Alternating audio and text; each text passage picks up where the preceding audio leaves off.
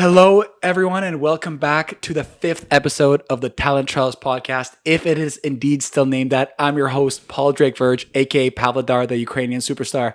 And today we're going to be diving into a very special friend and guest of mine by the name of Ali Afnan.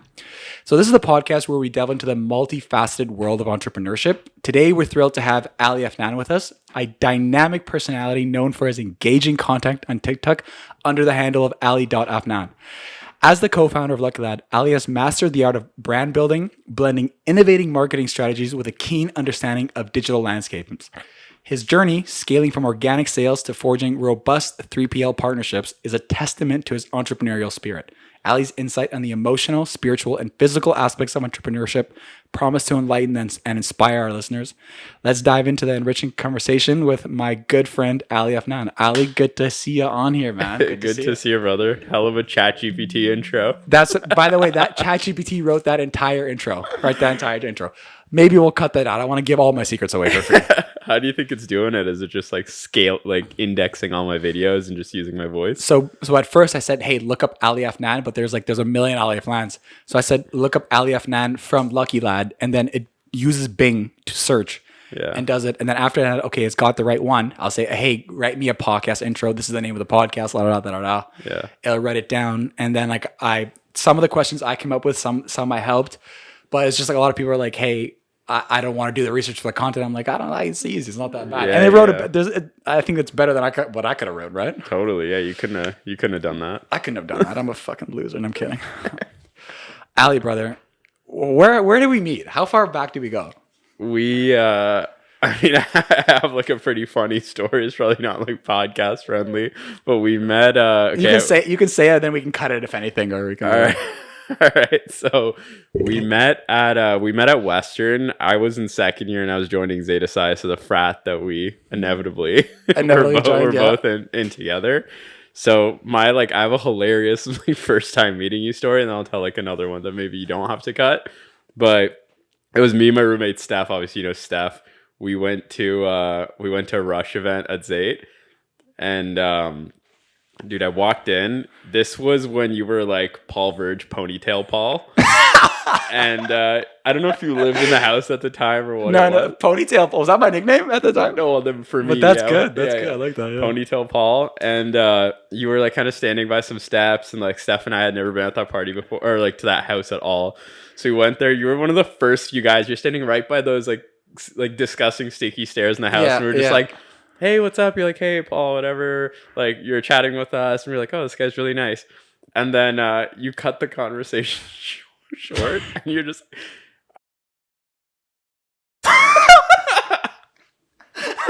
and they're like, oh, okay. And then you just probably went... Probably exactly what happened. That's a lot of conversations have gone exactly that way. Yeah, but then, okay. And then, so that's the first time I met you. And then we were in that insane organization for a few years together and had a bunch of nuts party experiences. But what did we try to do? We had some we tried serial media. Yeah. What was that supposed to be? So we were trying because so why am I clipping? So I myself was in marketing. Wait, let me just adjust myself quickly. So my brother was in marketing, obviously push media. And I remember me and you, we bonded over, we wanted to start something because you were working at Lux at the time. You were the doorman at Lux, I think. And we wanted to start something. And then I said, hey, my brother does this. He could help us out. And then you wanted to go into media yourself. Yeah. You already came up with a name. And then we got together. We I think we went as far as a logo. We did serial media. But then I don't remember what happened after. I remember. So we just didn't understand. So serial media is what we landed on. And then spent hours just making some tasteless logo on Canva or something. Yeah. And then first thing you should have done, Googled it. I remember I Googled serial media and it was a top 10 podcast already. So like that abruptly changed our name, but I don't even remember like what it was supposed to be or like what we were gonna do. But yeah, we both just were into just probably like this Gary V wormhole or whatever, and then we were just like, okay, we got to do some like media company. We got to like get content. We had to get no. It was a social. I remember it was a social media marketing company. We were gonna go and do social media, right? But you know, like, and I've started things in the university too with Safe. I don't know if you met Safe Almola, but it never quite worked because I think that starting a business requires emotional maturity, and it's impossible to have emotional maturity when every 3 days you're drowning yourself with booze and not even to experience any emotions as it is.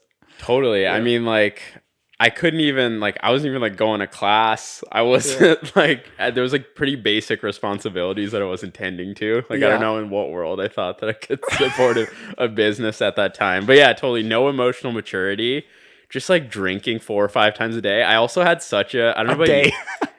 A week, sorry. I had such a low standard for work ethic. I always laugh about it with Steph, who's my roommate at the time, where, dude, I remember I used to day in the life used to be like wake up middle of the day, just like alarm, you're just like panicking, you just wake up sweating, check your Instagram story, delete everything, and then get back up and you're like, okay, what am I going to do today? Conference, you meet all your roommates in the main area. And it's probably like an hour and a half debrief of what happened the night before. Yes, yeah, every time. Yeah. And then, okay, you're done debriefing. Let me get some Uber Eats going. You got some food on the way, maybe some chicken tenders. I don't know. Yeah. And then you just kind of go to the mall and like go to the LCBO, pick up booze for the next night. And like we did that in a continuous loop for like probably days. And then but like anyways, I was getting at like somewhere in there, I would maybe put up like an hour and a half of work, like maybe like flick through some pages, like write down some notes, and I would be like, I've grinded today, like I'm absolutely out here putting in work, like I'm a winner, like hustle mentality, and like just such a low standard. You know, the thing is, like I don't remember doing lots of work. I remember always finding the way around. Yeah, I would find a way, like, I don't know if I can, probably shouldn't say that, but I always found a way to get the test done. I always found a way so here's the thing. I have incredible control of my body because I've been meditating for millions of years. So I have such control of my body that on command, I can become sick. On command. So on command, when exams came, I would fall sick, and I had the note, and every single time. And it was always gastroenteritis. So I don't know why Western, your system's terrible. And that, I feel like you might just, it's not anything to do with meditation. You just have a gastro issue. No, I don't know if I might do this or might this not, but there was a time where I wasn't as advanced, and I did eat a cigarette to try to get sick. Did not work. So I think I'm just, I think I'm addicted to cigarettes. I think I'm invincible because I ate a cigarette and nothing happened. You know what I mean? So, wow. So that's the thing for me. Our business went nowhere. So business went absolutely nowhere. Well, it was like I think we were doing a lot of just like nonsense busy work. Yeah. Where we would like meet up and get the logo. Like, dude, nothing can happen unless we get this logo down. Yeah. It's like, okay, the logo's down. Like we got to change the name now. The website has to happen. Yeah. Let's regroup in 3 weeks. So it just take us like ages to get anything done. Yeah. And then, but I also think that like now that I look back at it, I think first of all, very grateful for fraternity, very grateful to have fun there. But it definitely set back my development as like a human being like 4 years straight. Yeah. Because, okay, that's not entirely true because I did learn how to, like be in leadership positions. We were both in leadership positions. But I think like the culture, if the culture was like slightly different, more towards entrepreneurship, we'd probably be like 5-10 years ahead right now. Yeah, it's like super hard to say because like part of me thinks that I was just so, like you said, emotionally immature that it just didn't matter what I was doing in those 4 years. I was just going to waste it. Yeah. So like, whatever this fraternity thing where I had fun, whatever leadership position, whatever, like however you want to label it, like there was that, or I could have just not done that and I would have done the same stuff with other guys. That's so true. So like, I don't know. I just like try not to like, I just like came out of it and it still took me a year to kind of like acclimate into normal life. But yeah, I think like my takeaway of like our university experiences was it took me, I feel like, a lot longer than the average person to mature. So I was like, I probably could have benefited from going to university like 4 years later. I had the same mistake. I always thought that like I went too early because I told my parents, "Hey, I want to take a year off," but they kind of pushed me into it. And I'm not going to blame them. Like ultimately, it was my decision, but definitely I wish I went like a year later. But now knowing what I know, I wish I didn't go at all. To be honest with you. Yeah, I probably wouldn't have gone at all. But even now, it's like I just like you learn about yourself. There's things you're like genuinely inclined towards, and I'm just like I actually have like a natural curiosity to study this thing. It's maybe not like what I'm making money doing, but it's like I'm intellectually curious about like much different things I was studying in university. I'm just like, I wish I just took like a little bit more time to figure out what I was going to do. Just like never went to class, never did anything. Yeah. You never went to class. Yeah. I remember here's a paradox to university life. The closer the class is to where you live, the least likely you are to go. Wow. For me anyway, because I remember in first year, I could just walk downstairs from there, didn't go. But as soon as the class was far away, I went. So it's like the fact that I had to get up and actually go and do that kind of stuff. But let's talk about a little bit about what do you think? Do you think in terms of what you're doing now with Lucky Lad, which we'll get into, and with the content, which we're gonna get into too? Do you think that the university experience helped you in any sort of way, or is there anything you learned? Are you actually using it? Yeah. So I think like if I were to really think back as to like, maybe some things in university or life before that led me here, I was always kind of inclined towards just like creative stuff. And it sounds really dumb to say, but like I remember I would like design these party posters for like our frat when we do parties for like, it was just like those Facebook banners and stuff. I remember that. Yeah. And it was early stuff like that. There was little things like that in high school. I used to do like making movie posters and stuff like that. I was kind of just like was inclined towards like creative stuff. I was like drop shipping on the side in university the whole time, always making no money. Who made money drop shipping? I don't understand. Everyone who made money is the people telling you they made money to sell you the dream. To sell you courses in drop shipping. What was your product? Because I had one too. So I did a few different things. So when I was in high school, I had a store called Nocturnal Toronto. Okay. And that was where I was just like print on demand t-shirts and hoodies and stuff. Yeah. Made no money doing it. Lost money probably like running ads. And then I was like, okay, shut this store down. I remember I got a sick URL for some reason. I got like nocturnal.com or something. That's dope. I was like a nuts. I should have just held on to that. I'm trying to sell RBV, by the way. I don't know if I told you, 2K. You have RBV.com? Yeah. You have that? Yeah. I'll buy that. Really? Just like name whatever, or Royal, whatever. I'll make something out of it. Yeah. We'll talk. So yeah, anyways, there was that. And then what else I do? Oh yeah, and then I was in uni and I did a home decor. Oh yeah, I was actually pretty early on this wave, but I started a home decor store for remote workers. And this was like pre-pandemic, pre-anything. But I would like those like laptop stands and ring light, like all this stuff for remote workers. I don't know how I found this niche, but it was like I probably started that business 5 years too early. Yeah. If I just had that same store like 5 years later, probably would have been. You probably would have. Yeah. But anyway, I didn't know what I was doing. I was really, I was like really good at making Shopify stores. Mm-hmm. I would watch YouTube tutorials all day, like how to customize banners. Like without knowing it, I was like coding in Shopify. I was like, like learning how to like edit fonts and stuff and like custom make my own templates. And I should have like dug a little bit deeper on that, but I just like thought it was like a pretty like, everyone knew how to do that. Yep. But I was really good at making Shopify stores. And then this was when I was in 4th year of university. I just found some random guy on Instagram who was in Vancouver who was also doing dropship stuff. Mm-hmm. And he was a Facebook ads guy. So he was pretty good at Facebook ads. And I had my store already where I was selling home decor stuff. Which is a good niche. Yeah. It was just like super heavy. So it was expensive to ship. Yeah. But dude, we got a really good rhythm of stuff where we started. It was actually like, now that I think about it, a crazy like forward thinking store. It was a home decor, and we'd also sell accessories for influencers. So these like phone cases with like the ring lights around them and stuff. Oh, that's so interesting. Yeah. That was before like even influencer, like kind of before, just right at the precipice. Pre TikTok. Yeah.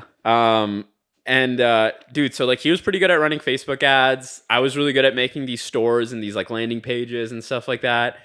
And then we just got screwed because we were sourcing all this stuff from China. Yeah.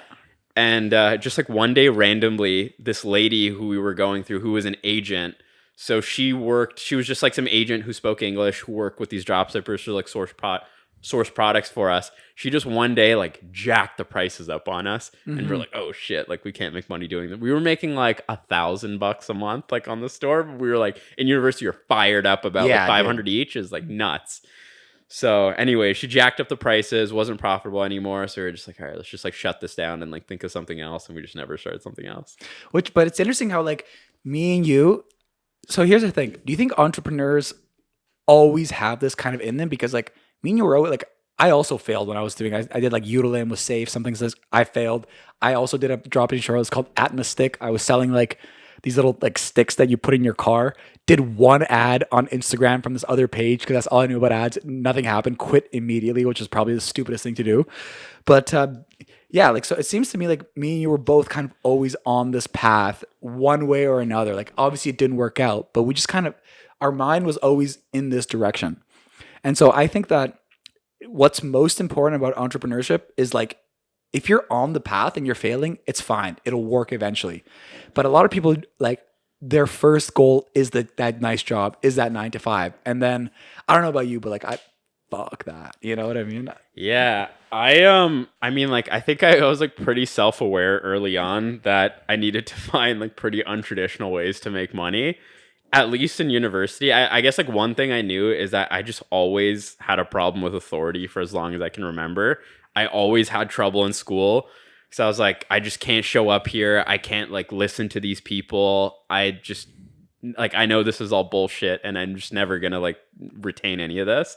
And the same thing in university. I was just having such a hard time bringing myself to class. I'm like, I knew I'm not going to do this stuff. And then at that point, like I feel like we were both in the same like echo chamber of business content, whether it's like Gary Vee or whoever else. He was exploding at the time. Yeah. And dude, you're just like finding all these like younger guys making insane amounts of money at young ages. So I'm like, let me just figure that out. And yeah, I don't know, like the same thing. I was never really like attracted to this traditional linear path where it's like high school and then everyone goes to the same 3 or 4 universities and then everyone works at a bank or like a consulting company and then you all live in these same apartments that look exactly the same. All that just felt super gross to me. But yeah, I totally agree. I feel like most guys you find just like around you who you're meeting who are entrepreneurs today, they were doing like some sleazy stuff. Yeah. Early. Yeah. Exactly.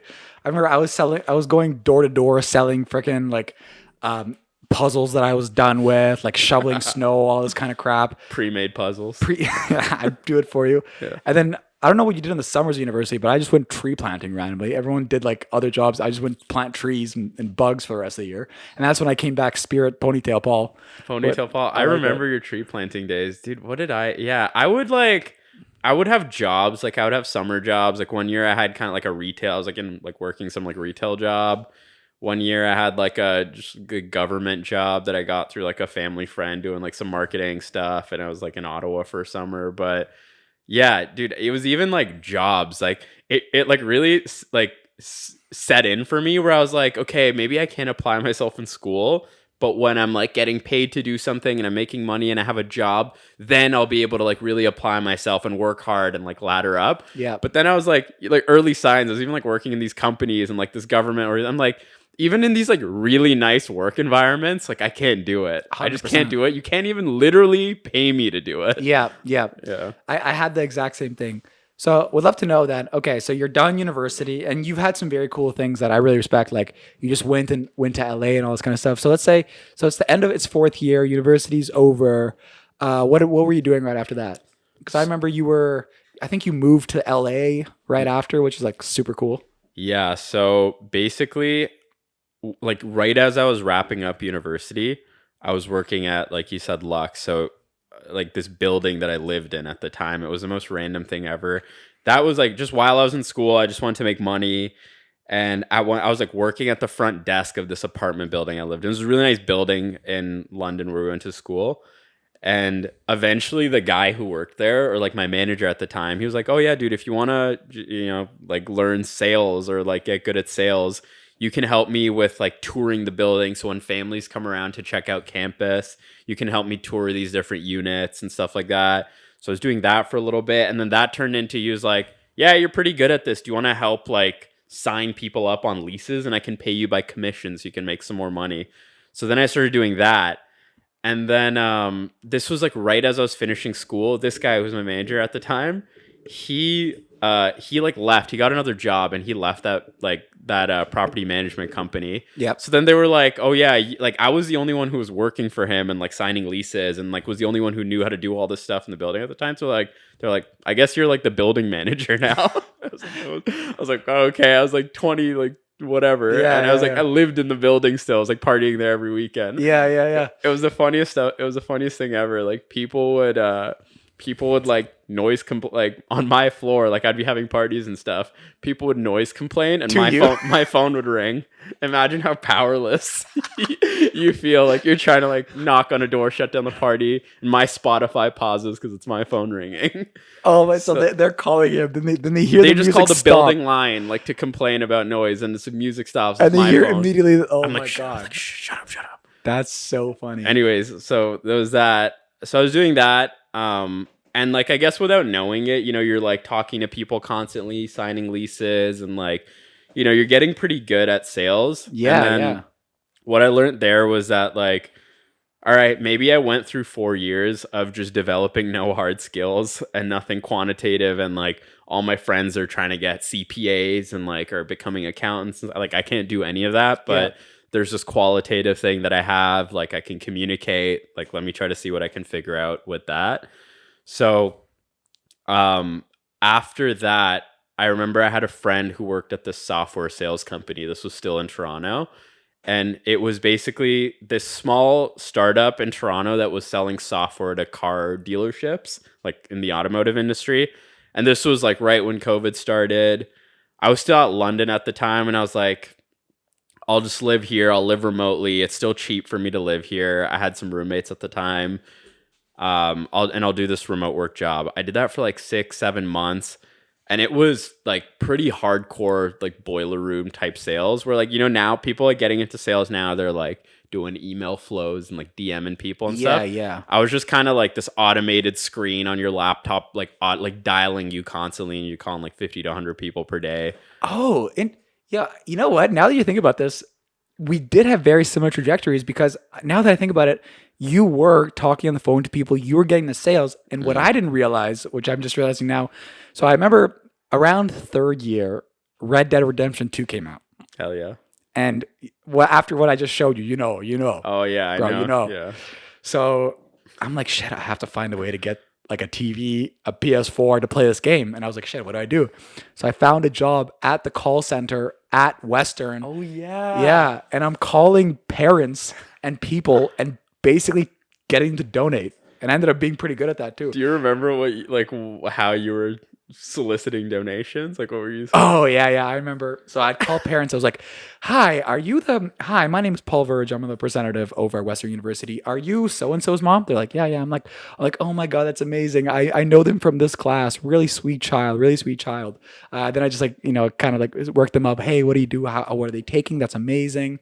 And then so I tell them, okay, what are they taking? Right? Like, okay, they're taking, biomedical engineering, and I'm like, oh, that's really good. So actually I have something to talk to you about that. So there's a lot of funding that's required for these biomedical engineering buildings, and one of the top ways we get funding is through supporting and loving parents like you. So I understand you really love your son, which I understand too. So how about a donation of say $100 to support your son's education, right? So I'm like tying back what they're saying into the son. Yeah, and you're putting words in their mouth. Oh, I'm putting words in their mouth. Buddy, I was good at it. I was good at it. So I was going that way. And then some people wouldn't want, so you'd always have to find like, what are you connecting with them? Cause I understand this, and maybe you understand this. This is the logical explanation. You cannot communicate with someone who's not on your frequency. Yeah. And what I mean by frequency, they're on your same energy level, which means they're not in your same emotion. Like if I'm happy and you're sad, whatever I tell you, you're not gonna give a fuck, because I don't understand what you're feeling. But if I make myself sad, understand, and I portray the message, then we're on the same channel.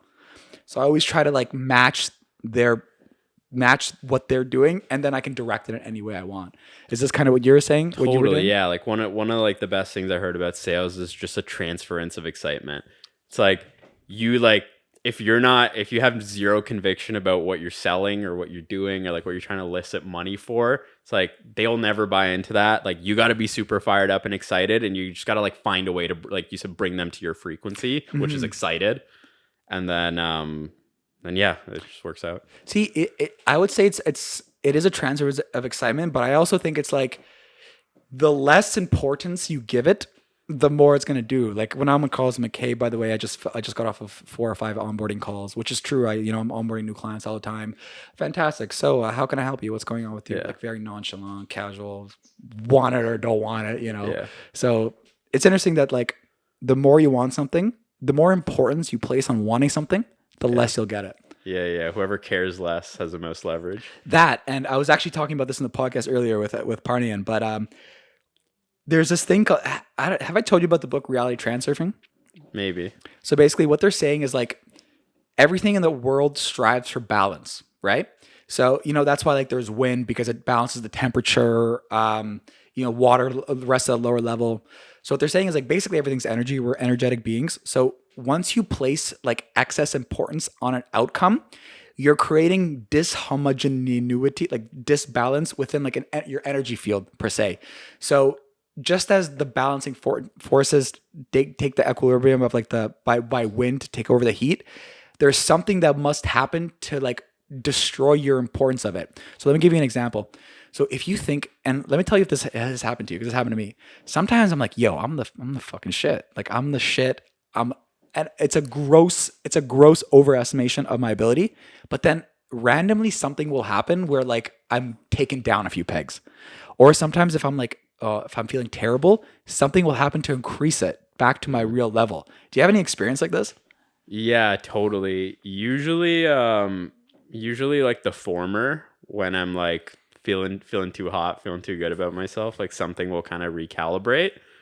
But yeah, 100%. I think like you just like kind of need to be at this like steady frequency. Yes. And like you ebb and flow throughout like the day or throughout weeks, and then just like life just pulls you up or down for sure. And it's like if you put, and it's different in terms of importance. If you put importance, but you're like, you really need it. The way I heard it described is on an energetic level, this is what's happening. It's like, imagine you're at a wedding, and at that wedding, you really don't want to get kicked out, but you're yelling, I hope I don't fucking get kicked out. I don't want to get kicked out. I want to stay here. What's going to happen? You're going to get kicked out. You're going to get it sorted out. So apparently when you're placed so much importance on something, that's what you're kind of doing. And it's interesting how there's like so many unseen forces that actually have effects in your life. So I think part of entrepreneurship is like on a subconscious level, not being said this way, is learning to like deal with like all these forces of your mind, of your will, of your emotions, right? Totally. Yeah. You like learn how to read people super quickly. Like you learn intonation, you just like learn how to communicate, which is just like the craziest skill. But yeah, it's like, I feel like most people who are like probably pretty good at sales have really good EQ. For sure. When were you born? When's your birthday? November 1997. I was gonna say because I'm in July. I'm a Cancer, so that's my excuse. Oh, I'm a Cancer. That's why I'm emotional. So I can feel people saying. Girls ask your birth chart. But I'm into it. I have to be. So tell me about like your sales process. What did you learn about sales as you're going through it? What kind of, if you could put into words, because I know you probably do a little bit more naturally. Yeah, so I'd say like a few things I really learned from like the couple years of experience I had in sales and like different companies. So the biggest one was like being like brutally critical about speech and like literally your voice, the words that come out of your mouth. I had this like mentor, he was just like a manager at the time, and he did this like extremely painful thing where I would go through a week of calls. They would all be automatically recorded with the software that I was doing. And then end of the week, you'd play them back with him, like watching you play. Like I would hit play, I'm on a call, and I'm listening to him listen to my voice. It's already like sucks listening to your own voice. And he's just listening to it going like, no. I'm just like, oh, what am I saying? And then, so basically like the one thing I really learned from that experience is how just like passive my language was. It's like, non-committal, passive, using words like basically, like the intonation of your voice like ends at a high note at the end. You're just being like a little too dismissive. So little like little cues like that in speech, I feel like, which I'm still trying to get a lot better at. And then also just like persuasion. So I always tried to think of my role in sales as like, how can I be a consultant to this person and not a greasy salesman? Yeah. Because to me, that was always the way I tried to rationalize it, where it felt super gross to just be like, I'm calling this person trying to get money from them for this product that I don't even use or like really believe in. Yep. So like the way I tried to think about it is like, you know, like I was at a marketing agency for a while, like selling contracts to people. I was like, I'm not a marketing salesperson. I'm a consultant to them. I was like, I work in this industry. I know a lot about the services we sell, whether they're going to buy it or not. I just need to get on the call with them and like give them something valuable where that like they at least trust me to be an authority in the space. So like maybe they're not buying this thing, but maybe call number one is they just like got some advice from me or they got some like useful piece of information. So I was just trying to position myself as a consultant, which I thought worked out really well for me. Mm-hmm. So it's almost like instead of being me versus you, I'm selling you. It's like, hey, there's your problem. I'm here with you. Okay, you look at it from this way. What about this way? Here's a possible solution. Because people don't like to be sold. Totally. And I feel that too. Like when I'm on the phone, I'm not really trying to sell it. I could care less if they buy. But what I do is like, here's your website. Cool. Do you have Microsoft Clarity? This will help you do this, this, and this. Do you have this? Do you have this? Here, get this. Here's a business plan. Take it for free. Implement it, right? Yeah. So it's almost like the giver's mindset. Totally. Yeah. Giver's mind. Yeah. You're on the same side as them. Also, like what I would go so far as to like give other alternatives aside from what I'm selling to like really get their trust. That's a big one. Big one. Where I would literally like when I was at this marketing agency, it would be like, all right, well, like, admittedly, like you guys are super early. Like, I don't think you guys can spend like $10,000 a month on ads right now. Like, I know this other company here where you can spend like $2,000, probably get like really good results, scale up, and then maybe you can use us if you want. Or like, you know, now I said like just like a landing page design company. It's like we're a little out of budget, and like honestly, like I wouldn't even recommend spending your money with us right now. Like, here's this other tool you can use a lot quicker. And people are just like, oh shit, like it's not trying to like they'll trust get you my more. money out of me. And then like 2 months later, it's like, yeah, like I want to buy whatever. That's so true, because even for me, I'll go like, oh, hey, by the way, like even any sale, I'm like, hey, by the way, I would love here's our competitors. Here's their phone numbers. Go ahead, please call them. Please get your quotes. I want you to have a fair opinion. I know we're the best because I'm the best, and I know I'm the best because here's the things, right? Wow. Even if honestly maybe they are better, not better, but like maybe if they have something, just the act of saying that, be like, okay, he's good. Totally, yeah. So, but anyways, I do want them because then I want to be better. I want to be better too, right? 100%. So take us through. I don't even ask any of these questions. I think the way it's going. So take us through when you went to LA, because I keep hearing in my echo chamber right now, it's if you want to succeed, grow, get out of your hometown. Yeah. Get out of your thing. But you weren't even originally from Canada. You were from the UK, right? No, I'm not from the UK. So, but your parents lived there. I mean, like my sister lives there. They were like kind of bouncing around for a bit in different places. But dude, like I grew up all over the place. I was born in Toronto, and then so my dad was this like expat worker for like larger CPG companies growing up. So we like moved around a ton because of his work. Like born in Toronto, I did like all of my elementary school in like France and Paris. And then, wow, dude, I don't even know if you know this. No, I didn't. I was in like middle school in the Philippines. What? Yeah, and then and I was like back in Toronto for high school and stuff. So I like lived most of my just life growing up outside of Canada. So it wasn't like it never really felt like Toronto was my hometown, but it was for sure like, you know, like we talked about. There's this like very obvious linear path that you're going down being in a high school in Toronto where you're like, all right, everyone goes to Queen's Western, these same few schools, and like I understood that I was like that was happening to me. And just like without deliberate effort, you're going to go down that path and that's going to happen to you. So I was like, I can't really control much in my life right now. I don't have this kind of leverage to like work wherever I want, do whatever I want. I don't have any money.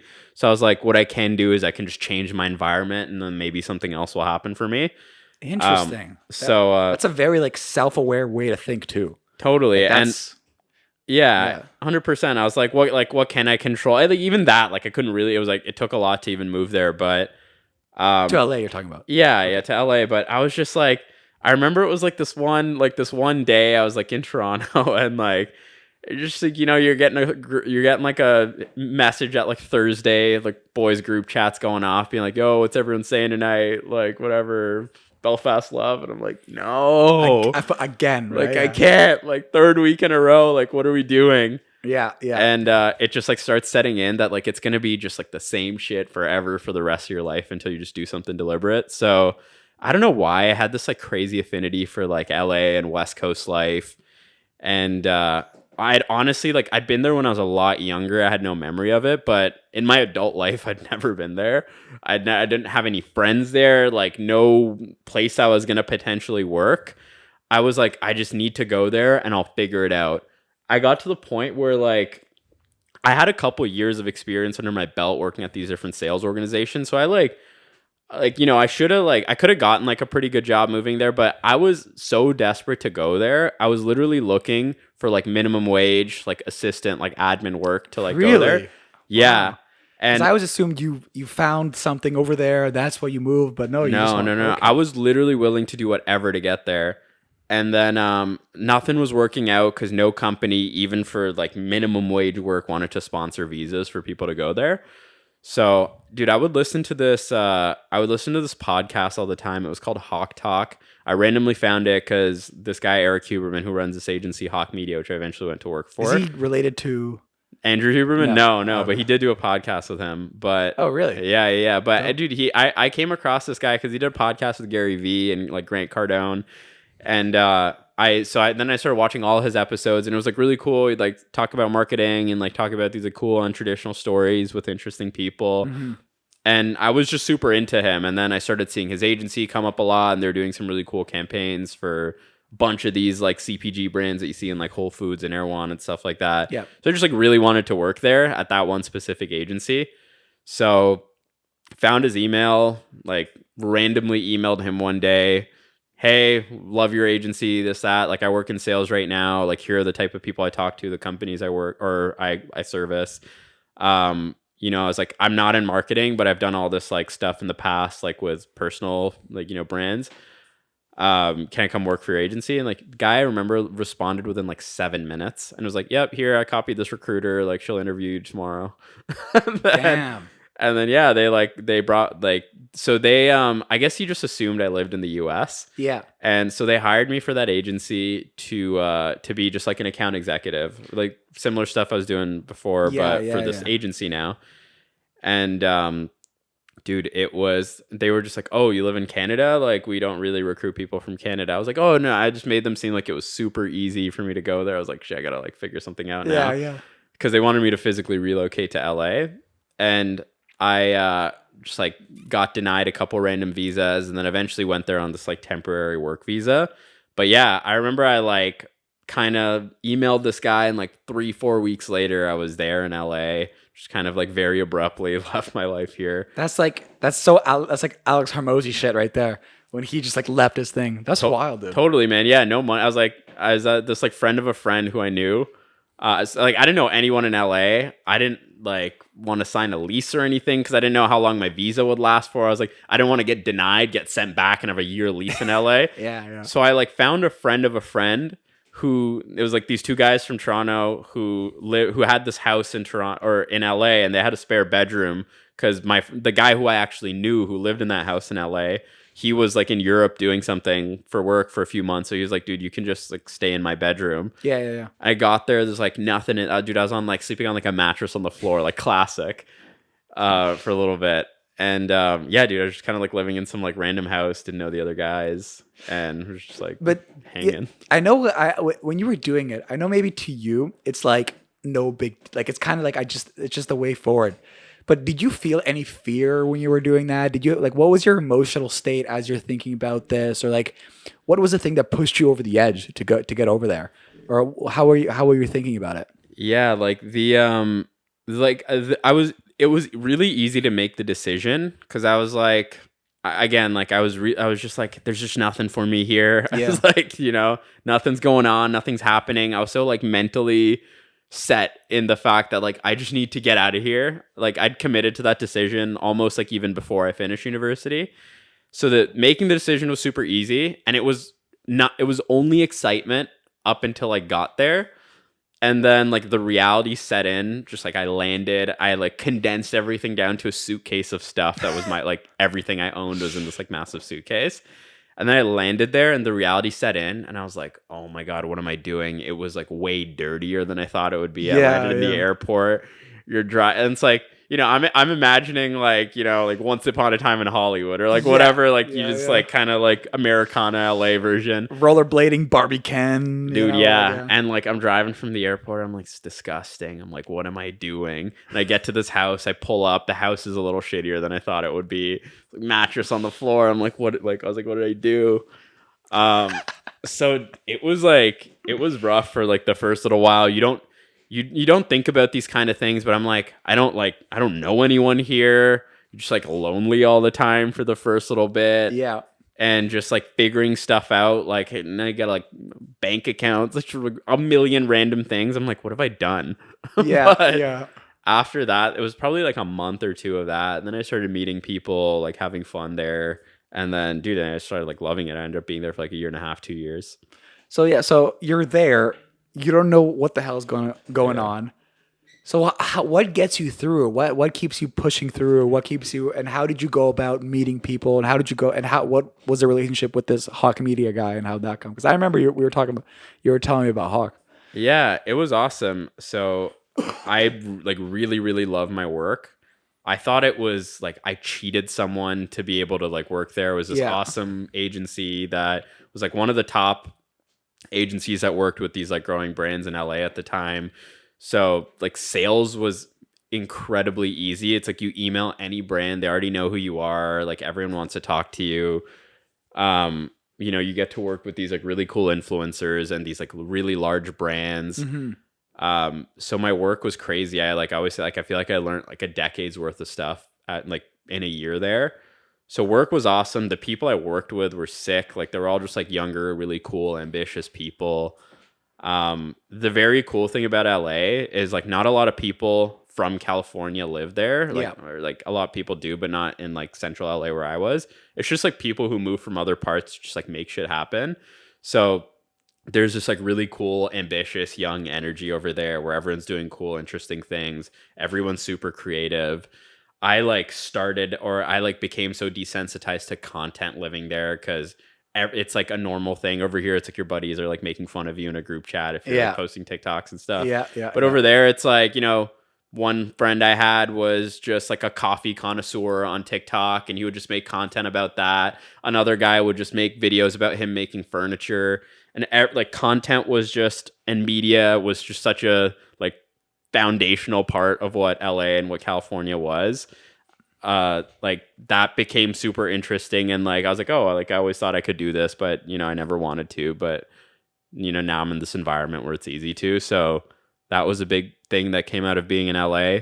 But yeah, like the people I met just kind of came from like, I really wanted to network in like the brand CPG, like software SaaS world. Yep. So I would just we don't really have the luxury of doing that in Toronto. Like the events here are kind of whack, but in LA, it's like really, really cool events, like 3-4 times a week. Like every weekend, there's these like really cool parties with like brands and founders and stuff like that. So I would go to those.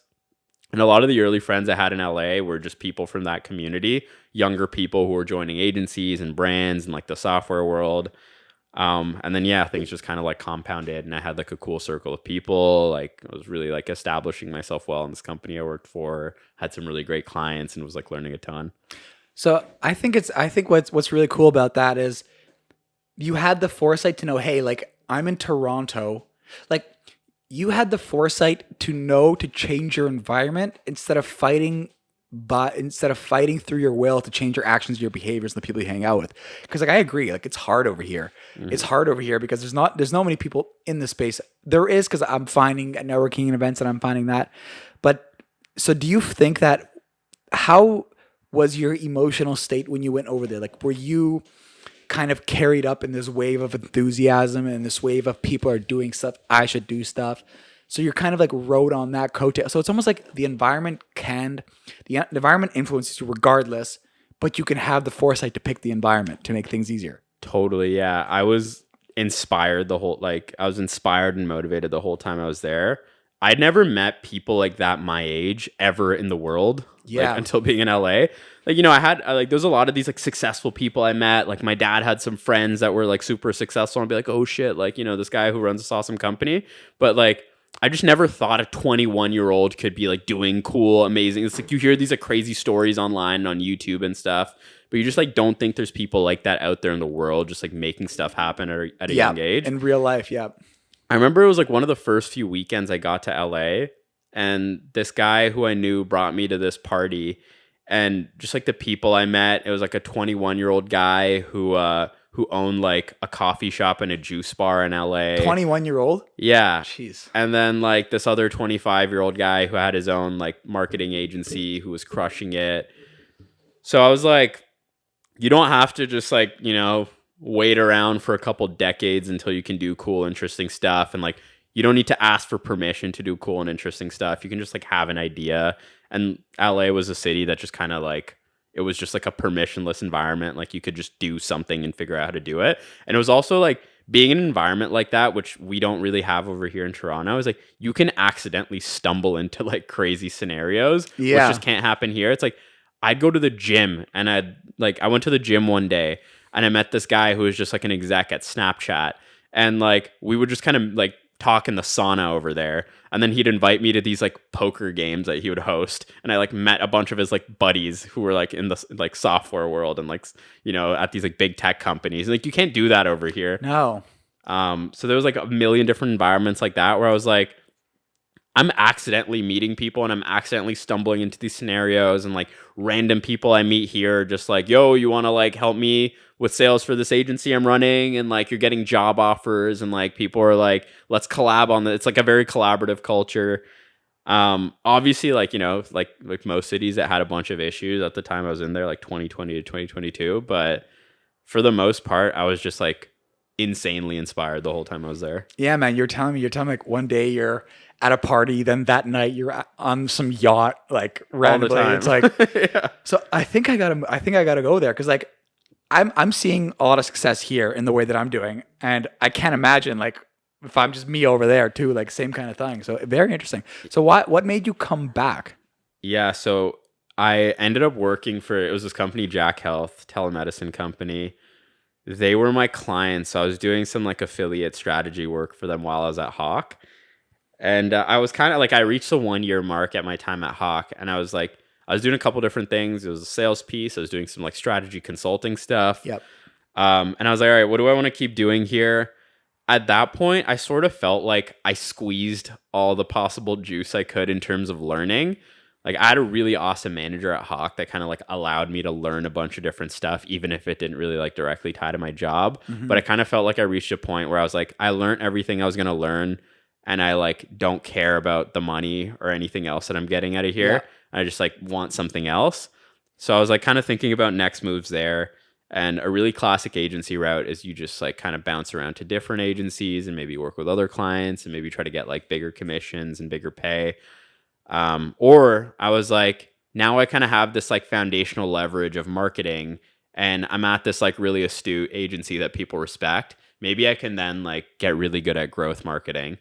So I was like, you know, being in the agency world, you start feeling like a huge poser because you're just giving people advice all the time.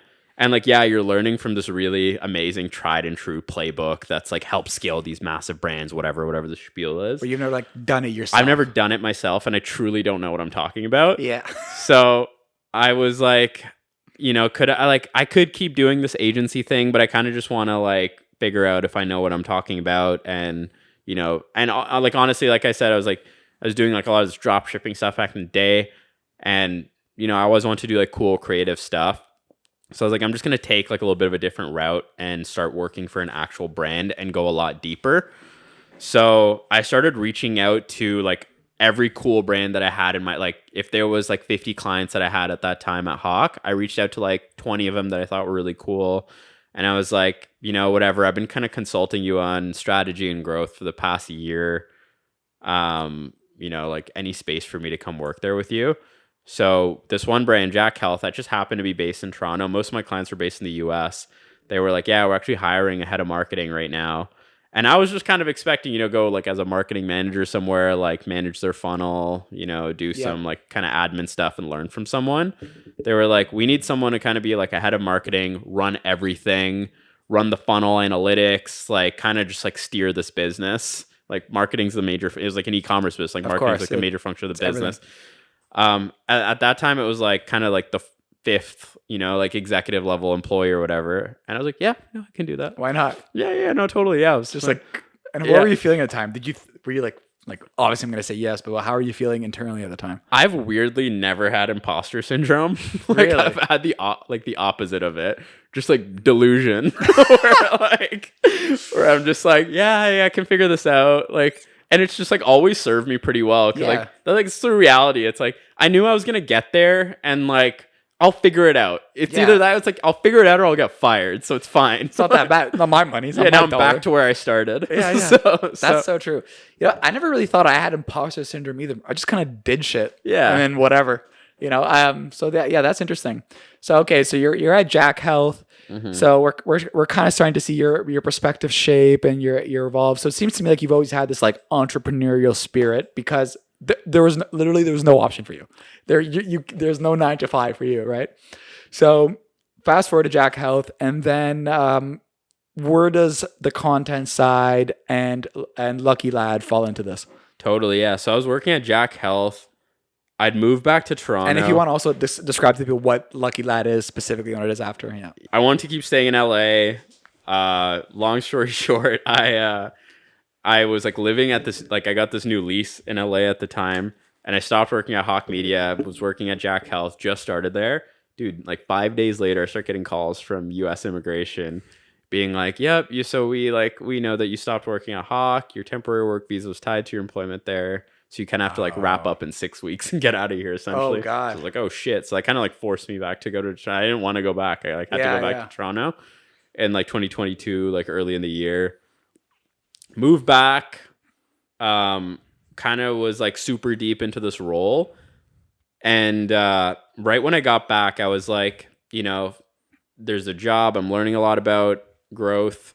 They kind of gave me free reign to just do whatever I wanted in the business, where there was a lot of people who like, it was a telehealth company, or it still is doing super well. Where they basically like leverage this whole like pharmacy network that they have in Toronto, and they fulfill these like prescription based products through e-com. So you can like go online and like buy prescription hair loss medication that like otherwise you'd need to go to a pharmacy and it would be like an awkward experience. You just like do a virtual consultation, buy it online. Yeah. So anyways, there was like a bunch of people who manage the pharmacy function of the business. There was like, tech guys who kind of manage like the e-com ops and stuff. And then like essentially for marketing and growth, there was like a couple agencies, but they let me just like do everything. And if I wanted to be like, I feel like the thing that I was really good at coming from the agency world was I was really good at just like auditing a business. Mm-hmm. And just like I had this like breadth of experience because like I would help people with affiliate, with paid ads, with SEO, with like funnels. So I just like was able to kind of look and be like, all right, like, and I had like hundreds of data points from other businesses of like what was working, what wasn't doing well. So I was really good at like being able to come in and be like, oh yeah, you're not like doing enough on email right now. You should be getting 40% of your revenue on email, but you're not. And then I was able to be like, oh yeah, you're like CAC's way too high on Google. Maybe we should like switch some things up on Google to like optimize that. So early in my role, I was super good at that kind of stuff. And they kind of let me do that, like bounce around from channel to channel, part of the business, just kind of like setting up a system, building it, moving on. And I was having a lot of fun doing that, getting super, super deep and like learning how to like run a channel on my own and like hiring people to help me. And it was all just like stuff I just had no business doing. And they just kind of allowed me to do that at the risk of their own dollar. Which is interesting because like, it seems like it would not have worked had it been any other way, had it been more structured. Probably, yeah. Or it just like, it might have worked but I just like wouldn't have learned anything. Yeah. They just like allowed me to learn. If it took a long time, he was like patient, and like my manager was CEO at the time. Just like I had such an awesome relationship working with them. They had so much trust in me. It was sick. But anyways, like kind of in the background, I was like, I always really missed the agency world because I was having so much exposure to founders and brands, which was so cool. Yep. And I had so many of these founder friends, which I was like, wasn't able to meet people at that same frequency anymore.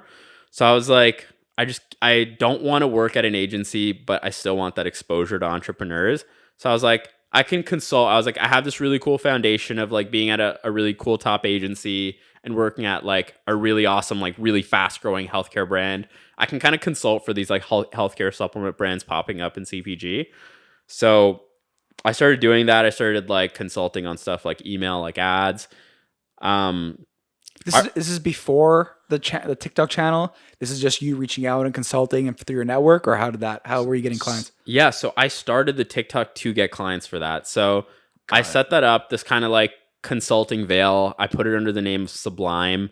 And that's right. Yeah. I remember that now. Yeah. And like, dude, so I remember this was like the latter part of me being at Hawk. I was always like killing myself, like messaging people constantly, like harassing people to try to get clients. And I had this one friend at a different agency, and his name was Jared, and he would post a TikTok a day. And I remember people were begging to work with this guy. He would just kind of post a TikTok. He would like talk about cool businesses and brands, and like he only had 1,000 followers, and he was getting like way more clients than me. So I was like, with 1,000 followers. Yeah. Wow. So I was like, if I were to ever do it again, I'd do it the Jared way. So I got back to Toronto again. Like I said, I was super desensitized to just like making videos at that point because it was like everyone around me was doing it in LA. I'd just gotten back to Toronto. Oh, so there was no like internal friction, because I think a lot of people here, me, not so much me, but a lot of people here, I think also are like, there was that aspect of, oh, what are people going to think? I'm going to start putting this out there, all that. So you just like didn't even have that. That was solved for you. I definitely had it. I was a little numb to it because I had so many friends who were in that space and who were posting videos where I was like, I had as many friends from LA as I had from Toronto who kind of, I was like scared to like post for. That it was like, it kind of balanced out. And in the beginning, you know, when you're posting, you're kind of just like yelling into the void and you just like don't really assume anyone's really listening to it. So it's not scary. It's like posting something on your Instagram story and like, yeah, whatever, 40 people saw it, who cares? So it wasn't that hard to do starting out. I would make these like really horrible videos, like 3 things you need to know about SEO. Like no one cares. No one goes on TikTok to like get yelled at like that. Yeah. He taught me a lot of what I know about my TikTok because he helped me start my TikTok, but my consistency was off. Oh yeah. But I remember you gave me really good advice, so you knew your shit. Yeah, thank you. I really liked your TikToks, your life advice and stuff. But anyways, yeah. So I post these TikToks and like I kind of got the same effect as Jared, where like couple thousand followers and these like really really cool brands that I just like knew already at the time DMing me being like, hey, what's your hourly rate? We want to like pay you to get your thoughts on like a funnel we're about to build. And I'm like, oh shit. Like I'm having to like make up an hourly rate now. I'm like, yeah, no, I have an hourly rate. And then everything I like had no structure to this thing. I would consult, but someone would ask me to do something and I'd be like, yeah, that's actually exactly what I do. They're like, do you build out email flows by any chance? Well, you know what? Yeah, like it's not on the website quite yet because like we're about to launch it next week. Of course. Yeah, I'm always about to launch it. Yeah. Something's in the works right now. Yeah. That's actually my bread and butter. Like everything anyone said was my bread and butter. Exactly. So I just started doing all these like makeshift things. I'd be making emails for people. I'd be running SMS campaigns. I'd be like helping them like manage ads. So I was doing like 10 different things. And it was honestly like getting like pretty distracting from like my 9-to-5 job, which I was like getting paid to do. But were you making more money from this, or was it like just more fun? Not at this point.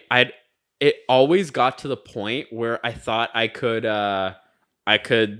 like the agency stuff, like my freelance stuff was always getting to a certain point that I'd have to like push it back to like, my rule is always like, it needs to only be 10 hours a week or it's going to be too distracting from this like amazing opportunity that I shouldn't have. Yeah. So So I always like, it got to a certain point, I'd cut clients and I'd scale back. It would get to a certain point, I'd cut clients and I'd scale back.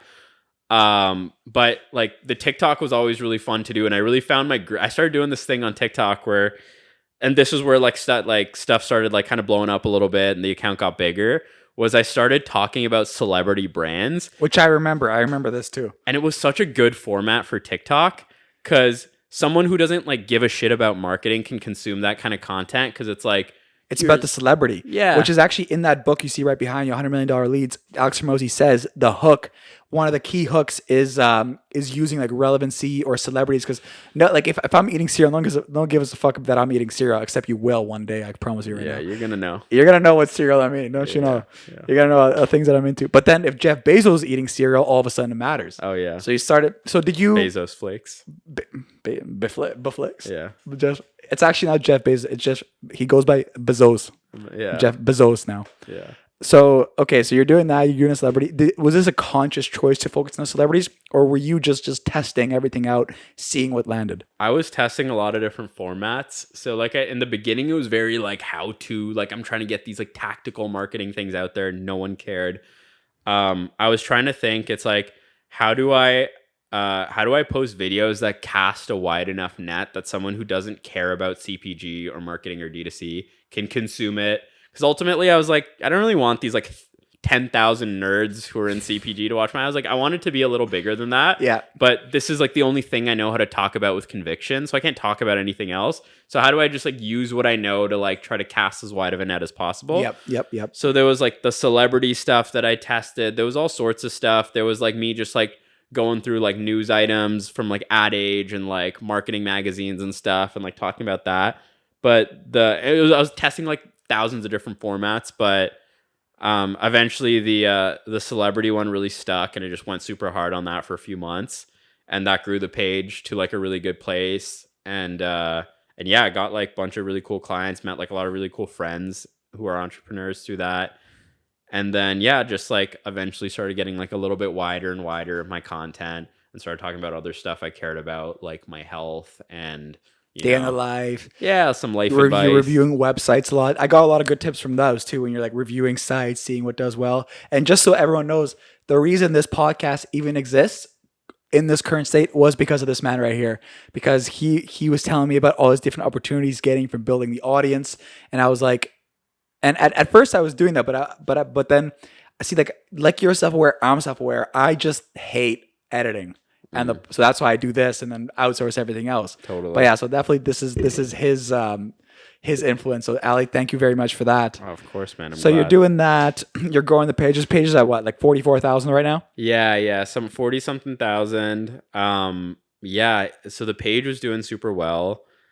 It kind of got to this place where I was getting like these random like brand deal opportunities from TikTok that I never wanted to do. It was like, oh yeah, promote this like chatbot thing or like some crypto coin. And I was I just like never wanted to do that. It didn't make sense. And it was more so it was just like this pressure to like, I just like don't want to like have to make some video be good for some brand and like get paid a few $100 to do it.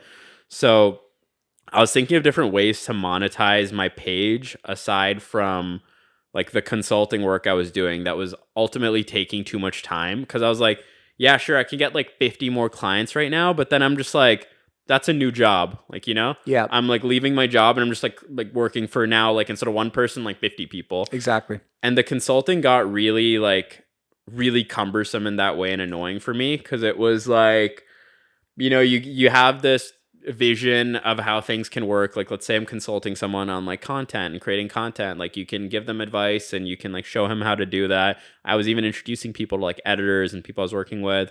But if it like 9 out of 10 times it's not executed properly, and then you just feel like you're giving awful advice. Mm-hmm. So I just didn't like disappointing people, and consulting just wasn't the best way for me to help people. I just like wasn't able to go deep enough. It wasn't working a lot of the times. And then oftentimes as like, you know, an honest consultant, like it's hard to just be like, as a consultant, don't pay a consultant. Yeah. So like it kind of felt like I was just, you know, working with small brands just felt like I was robbing them at times, and I just like really didn't like that feeling. So anyways, I kind of paused on that at a whole. I was like, if I'm not enjoying this, why am I doing it? I don't like need this money at this point. I was learning so much about natural products and supplements through working at Jack Health, and I kind of had this like really awesome playbook on marketing. And I was like always interviewing customers while I was there and finding these like really cool gaps and opportunities in like the natural health space. And I always felt like supplements had incredibly boring marketing. Yeah. Like if you walk down just whatever like grocery store right now, you'll see like, oh, magnesium glycinate, these like Nature's Bounty type bottles, or these like random like crazy stickers with like metallic font or whatever. And it's like D3 and like CoQ10. And like the average person just like doesn't understand what that means. It's like, yeah, sure, at this point people are getting a little bit more educated, but no one can like navigate their way through a supplement aisle. You know, they like none of the labels show you what benefit it's for. Like, oh, this is really good for like whatever nerves and anxiety or like focus. You know, that's so true, because now that I'm walking by, like I'm thinking like what I know, maybe Kirkland or Jameson for vitamins and supplements, but very boring, very traditional. There hasn't been anything like really this generation. Totally, yeah. There, yeah. So eventually I was like, okay, I kind of need to start my own product. I like have this platform where I can get a lot of really good early customers, which is TikTok. Mm-hmm. I have this kind of like foundation of growth knowledge from being at Jack Health, where, you know, I can like kind of hit the ground running pretty quickly. And I have access to kind of like formulate something really well. Like, you know, there was like pharmacists I knew through that. And I just kind of like learned how to develop products through being there. So I was like, I'm just going to kind of take a swing and build something on my own. I tried a few different things. So Lucky Lad is a company now, but initially I was going to try to put supplements in Keurig cups. And, Keurig you know, like, cups. like, you know, those like coffee pods. And I was like, oh, Athletic Greens is blowing up. What if you put a multivitamin in your coffee? Oh yeah. Interesting. But like it turned out that just like most vitamins are so acidic in their taste, and like coffee so acidic, it just tasted so gross. And then I tried to make a coffee syrup with multivitamin in it, and then I just couldn't get the like texture right. And then like no one like to kind of cut the acidity of supplements, you need it to be a citrusy flavor. I was like, no one wants to put like pineapple flavor in their coffee. Mm-hmm. So then eventually I was like, what am I good at? I'm good at kind of like understanding this like younger Gen Z voice. Yep. That's always what I was good at Hawk. I was like, I'm really able to like understand and help brands kind of like communicate to this younger Gen Z audience. I'm Gen Z, I'm 26. I was like, what are some like kind of like unique health problems that are super relevant with Gen Z? I was like surveying people, I was talking to friends, I was researching online. There were hangovers, there was gut health, there was like a few different things going on. There was sleep, like everyone's sleep sucks. So I was like, there's nothing really good out there for hangovers. Yeah. I was like, a lot of people are using electrolytes and like liquid IV and like Pedialyte. Salt and water for me. Salt and water, yeah. Like, yeah, exactly. Like minerals and stuff. And it's like, that does a little bit in the morning to like kind of help replenish your minerals and like help you feel a little bit more alert and awake. But ultimately, it doesn't do anything for your liver or your brain. So it just doesn't work. So I was like, I like to drink. I'll like kind of experiment on myself for a few months and like see what I can do. I was like researching about all these all natural ingredients like DHM and prickly Wait. pear. So did you make this? You were like Walter White lab Solo Dolo man. brother. Really? Yeah. So I thought you hired a company to do this. No, you were out there testing stuff on yours. You're the mad scientist. So you know what? I like started going out and finding manufacturers to make this for me because that's how I thought it worked. I was like, I thought you just go like, hey, my manufacturing make facility. this. Yeah, I want this thing for hangovers. I want it in a gummy orange flavor. Like figure it out. Yeah. Like make it for me now. This is like not how it works at all. Or like maybe it does if you're like paying these guys crazy amounts. But first of all, there's like not a lot of products on the market for hangovers. So like the ingredients that I was working with weren't really like off the shelf stuff that these like labs could work with. Mm-hmm. So I was just kind of like, okay, I have to compound this thing on my own. And then I got to bring it to someone to make and manufacture for me. So dude, I was like watching More Plates, More Dates videos, Andrew Huberman. I'm like every source possible. I'm like researching. I probably like, you know, like I read everything about hangovers and these ingredients. I like tested all these things on me, like DHM, prickly pear, B vitamins, everything, electrolytes, every single product for hangovers I bought and used at some point. I just want to put one thing clear. This is the guy that in university self-proclaimed did nothing, didn't want to study, didn't want to do anything. But the moment something is actually interesting or fascinating, you're diving right in. 100%, man. Hours and hours and hours. And I was like, so now I use a Whoop band, but I used to have an Oura ring on my finger. Yeah. Is that better, by the way? I like this way better. It has way more metrics. You should definitely get it. How much is it? It's like weird. It's like a subscription. I think you pay like $50 a month, and they just like send you the band. But it's just like you pay for the app, the subscription. Kind of down. That's pretty dope. Get it. It's a game changer. What's it called again? Whoop. Whoop. Can you please sponsor this? Yeah. Sponsored by Whoop. I'll freaking whoop you. That's what my mom's saying. Yeah. Brand deal's done. All right. So anyways, I was like testing a lot of stuff on my Oura ring. So I was like, I would like go out, like black out with my friends, and then I'd be experiment purposes. Just a little bit of R&D. And I'm like, let me test like different doses. Like DHM's the main liver detox ingredient, but I would like test different compounds. I'd like put different pills together. I'd cut them up and like dose them differently in powders. I was really like doing this in my apartment on my own. Like if this was like taken out of context, what you just said, like, this guy was just like powders, powders, mixing different powders. Beakers. So I was experimenting with different stuff. I eventually found, and then I like eventually like kind of refined my process a little bit and was like consulting with food scientists and experts and like people who knew what they were doing. And I basically put these 3 ingredients together that were the most efficacious. So there's DHM, which is a liver detox, prickly pear, and milk thistle. So like kind of combined all these things. They like detox your liver at night to help like kind of metabolize your alcohol while you sleep. And then it just kind of like helps replenish fluid in your brain. So you kind of wake up feeling a little bit more alert, antioxidates your body. So it just kind of like works on all these different like physical symptoms of the hangover. And like when you're detoxifying your liver like that, kind of rids you of feelings of anxiety and nausea. You wake up with like the anxiety feeling. Yes, I know exactly what you're talking about. So it helps really, really well with that. So anyways, I got this compound together that worked. A bunch of food scientists and a bunch of doctors kind of advised me on these different dosages and pH balances. And then I went to a manufacturer to help me put it in a gummy form because I was like doing a lot of research. And I didn't actually know this coming into the business. Something like 20-something% of women can't swallow pills because something like gag reflex, or they just like can't do it. Or a lot of people are just like intimidated with pills and they just don't want to take it. Or there's just like, it's such a like gross process that it's just like too much friction. People just forget to take their vitamins. I didn't even think about the friction of the vitamin too. So you were literally going at it. And did your time at Jack Health help you kind of in this world? Because it's like health supplement kind of deal. It like Jack Health really forced an analytical brain onto me, which is not natural to me. Mm-hmm.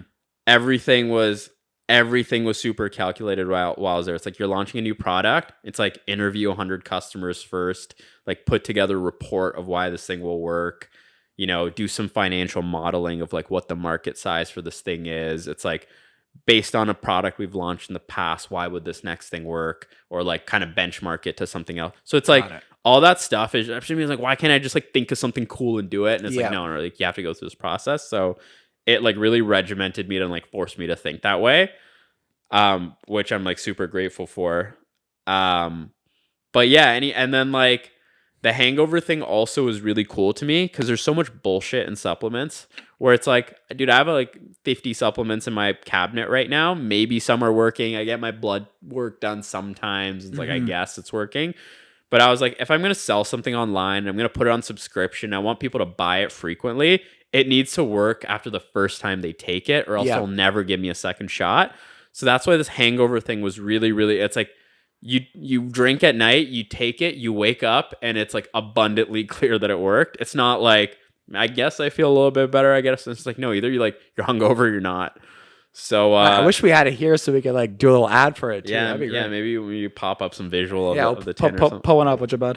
Yeah, yeah, exactly. What's his name? Wajibad. He actually doesn't know he's going to be hired yet, but I'm probably going to hire him. So congratulations, Wajibad. So in case it's Bilal or someone else, sorry. Yeah, it's always a Bilal, huh? It's always actually I have a couple experiences with Bilals. Couple of Bilal, some good, some bad. Actually exactly that ratio. Oh yeah, 50-50s with Bilals. Yeah. Well, yeah, we'll see what happens with your editing. But anyways, By the way, we got about like 10 minutes here. 10 more minutes. Cool. Yeah. So anyways, like kind of formulated this product, was like doing a lot of testing. So I was like manufacturing it. It was taking forever to launch. I was promoting it a lot organically on my platform on TikTok and getting a lot of feedback. I was selling pre-orders. And yeah, eventually like it got to this space where I was like, I just got to take a swing here. It's either going to work or it's not. And I put my tail between my legs and asked for my job back. So did you validate the product first before spending money on it? Or did you do all the work up front, but just assume there was a market for it? Yeah. So a lot of assumptions, but also I formulated it and I made the product before I paid for my purchase order. I made a website. So I made a landing page. It's not the page I have right now, which is my full site, but I had a landing page up. And I made it seem like it was a product that was available to purchase. Mm-hmm. And I would push people to this landing page for my TikTok. I'd show samples like as it's a real product. It's not like a bullshit render. And I wouldn't do like, this is a pre-order. So I'm like, that's not really like a good gauge of, because I was like, pre-order, it's like, I don't think a lot of people are going to do pre-order because it's kind of this like Kickstarter mentality. It's like, am I going to ever get this product? I'm not like, I don't know this guy well enough to support his business. And I didn't want to do an email wait list because I'm like, anyone will just drop an email. That's not the same as a purchase. So what I did was I made a website with like renders of this product, making it look like you can buy it and it's like the store is available. And I was just pushing people. It's like, yeah, I've launched, like it's available to purchase. And people would purchase it. And then they'd immediately get a welcome email being like, sorry, we're out of stock right now. The product did a lot better than we expected. Not true. I hadn't even launched it. This is like exactly Andrew Tate's Hustler University. It's exactly what he says to do. Really? He says exactly this. He says, don't worry about getting the product. He says, just get a landing page, get it out there. Yeah. And if you don't have it, be like, oh, sorry, we're sold out. Oh, it's been doing well as possible. We'll give you a free gift or something. Yeah, after. That's funny. I didn't even know that. I had a friend who did this for his brand, but yeah, so you at this point, like basically no money has been spent so far. No money has been spent. I was, like I kind of had like a lot of resources like really cheap to me for these like guys who helped me with contract work, like building websites and stuff. So like spent like a couple grand on a website. That was it. But essentially, no, I got this page up and running and like people would buy it. I would push traffic from TikTok. People would buy it. They'd get this welcome email and like almost no one canceled their order. I would like, once these people would purchase, I'd have their email. And like, there was probably like 500-600 people who like, through like a pre-order funnel bought this product. 500-600. And you're saying that's only your only traffic source is people you're sending from your audience. Organically from my own TikTok. Jesus. And that's wild. Yeah. And then now I have all these people's email and, they're all cool to kind of like wait until I ship this product out. And they're like, it's people who've been following me for a year at this point. They know me. It's like, they're a little bit more understanding to it. Bro, I might as well do the same thing. I'll give you my hat. I'll give you a commission. Just do the same thing. Yeah. Because I have 900 of them, these things. Yeah. And dude, so then I start like sending these people my Calendly link being like, I'm trying to launch this business. I just want some feedback. Can I like talk to you about this? And I'd schedule calls with all these people. Like, so you did interviews with the customers. Interviewed. So if there's 500 people, I taught like maybe like 100 something were willing to talk to me. And literally, dude, there was like 3-4 weeks where I was only on calls with people. I was asking them, I'm like, how much do you drink per week? What kind of stuff are you drinking? If you're feeling effects of a hangover, what are you feeling the most? And this anxiety stuff kept coming up again and again and again. I'm always feeling nauseous and anxious in the morning. I'm always feeling nauseous and anxious in the morning. That's exactly how I felt. Yeah. So then nauseous, I kept tweaking the formula to play more to the anxiety. And then I made the anxiety stuff front and center on the site. I was using a lot of that feedback to kind of inform. I'd like tweak my formula. And then I was like, okay, this thing works. Like, I think people are really going to want it. And then boom, paid for it. And then that's when I really started spending money. But yeah, I did a lot of validating super early. That's so great. Like that, because that's actually what I did for my hat too. But I did it. I should have done it. See, I didn't take the time to build the audience first to get the traffic to the site. I ran ads, and then from there I interviewed the people, and then it was so much product. It was so much manufacturing. My God, I still have to do this. Yeah. But so that's really fascinating. I really like that. So where are we right now with Lucky Lad? Where is Lucky Lad in its is it available? Kind of, yeah. So with Lucky Lad, I was doing these really small batch order runs and like fulfilling them with one manufacturer. So I fulfilled a few hundred orders.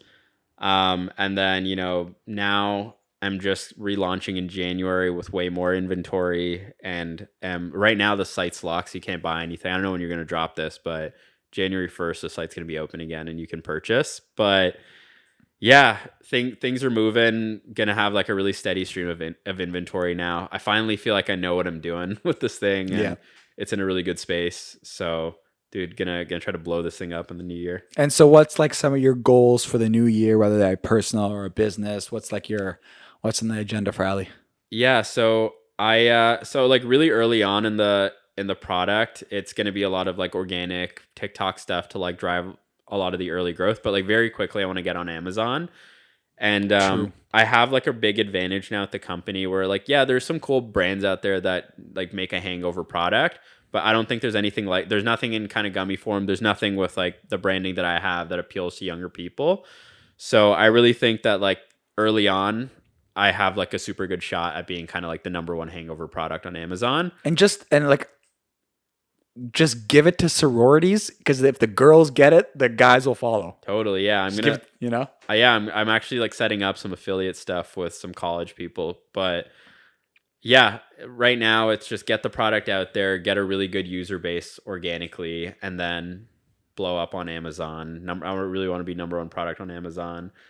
And then yeah, like personal goals for me, it's like I'm kind of just like thinking month by month right now. It's like not really like year goals, but yeah, just like this business, man. It's like it's felt like such a weird little like project that's like fake and made up behind my laptop, and it's finally becoming a real thing with products and a warehouse and like people helping me work on it and customers.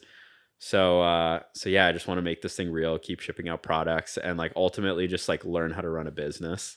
That's amazing. Yeah. That's amazing. Well, Ali, listen, we could talk for hours. Unfortunately, I have to go to a fight right now. Yeah, dude, you got a fight, man. There's like behind my alley, there's a fight going on right now. I have to go there. But no, so please let us know like a couple of things. First, we'd love to know like where can people find you? What are your socials handles? We'll put them up on the screen here. And also, what advice would you give to people maybe who are aspiring entrepreneurs or trying to get going in this kind of realm? Yeah, so you can find me Ali.Afnan at TikTok. Usually I share everything there, kind of what's going on with the business, my personal life. DM me if you want to ask questions specifically about the brand. I respond to everything. Advice for entrepreneurs, I'd say like kind of the biggest thing that served me super well over the past couple of years is just like don't be afraid to start from scratch. I feel like a lot of people just fall into this way of like incrementalism, and they're just like, like I'm 5 steps into this thing, I got to keep it going.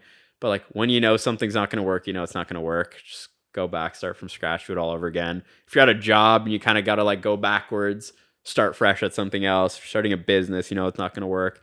It's okay to waste time and money. That's actually really good advice.